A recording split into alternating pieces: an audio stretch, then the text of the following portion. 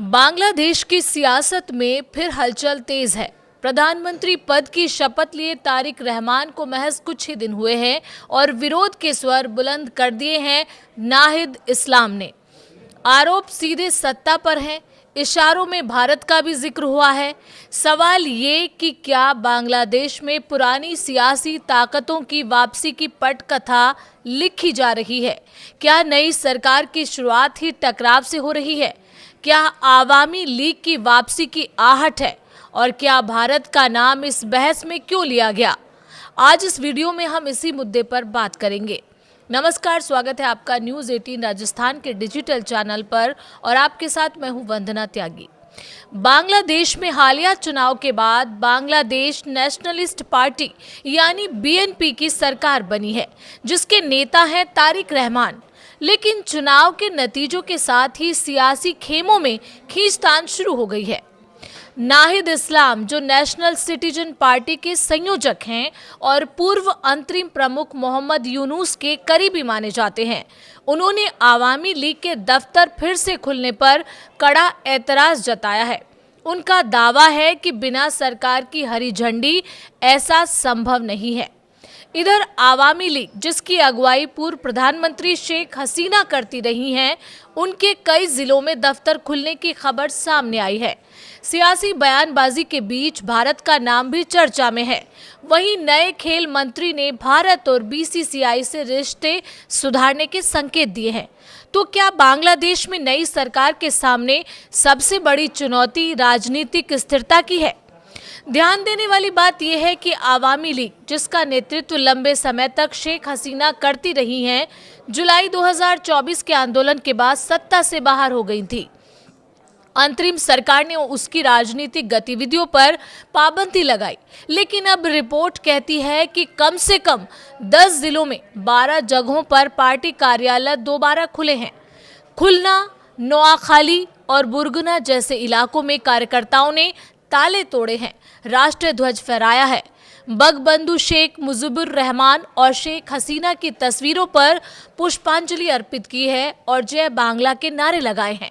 Video social media पर viral हुए और यहीं से विवाद ने राजनीतिक रंग पकड़ लिया। नाहिद इस्लाम ने चेतावनी दी है, अगर प्रशासन ने कार्रवाई नहीं की तो राजनीतिक प्रतिरोध होगा।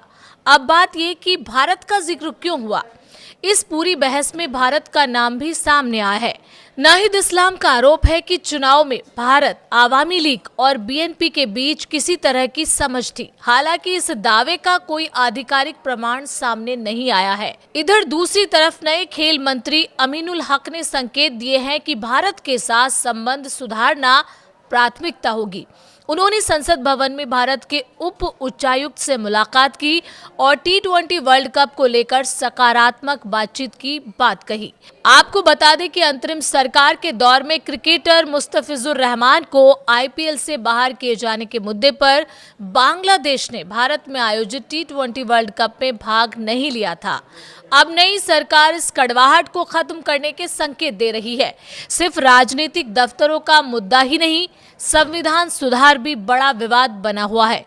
जुलाई में नेशनल चार्टर 2025 में, जिसे अंतरिम सरकार ने तैयार किया था, उसमें 80 से ज्यादा प्रस्ताव शामिल हैं। मुख्य बिंदु क्या है उस प्रस्ताव के? उस प्रस्ताव के मुताबिक महिलाओं की राजनीतिक भागीदारी बढ़ाना, प्रधानमंत्री कार्यालय की सीमा तय करना, राष्ट्रपति की शक्तियों को मजबूत करना, न्यायपालिका की स्वतंत्रता सुनिश्चित करना, 350 संसदीय संसद के साथ 100 सदस्य उच्च सदन का गठन। इस चार्टर को 60% से ज्यादा मतदाताओं ने समर्थन दिया था, लेकिन बीएनपी सांसदों ने संविधान सुधार परिषद में शपथ लेने से इनकार कर दिया। नाहिद इस्लाम का कहना है, सुधार परिषद के बिना संसद निरर्थक है। वहीं बीएनपी का तर्क है कि प्रक्रिया और व्याख्या पर गंभीर मतभेद है। नाहिद इस्लाम ने 50 सदस्यीय मंत्रिमंडल पर भी सवाल उठाए हैं।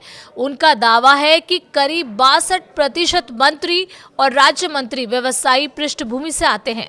उन्होंने कहा, व्यवसायी होना अपराध नहीं, लेकिन विविध पेशों से प्रतिनिधित्व होना चाहिए था।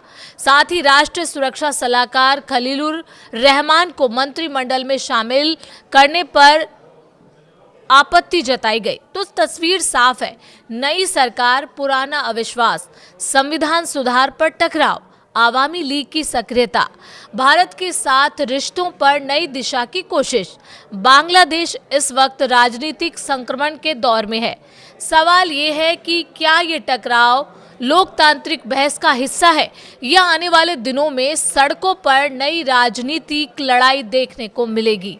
आपको क्या लगता है? आप अपनी राय हमें कमेंट के जरिए बता सकते हैं।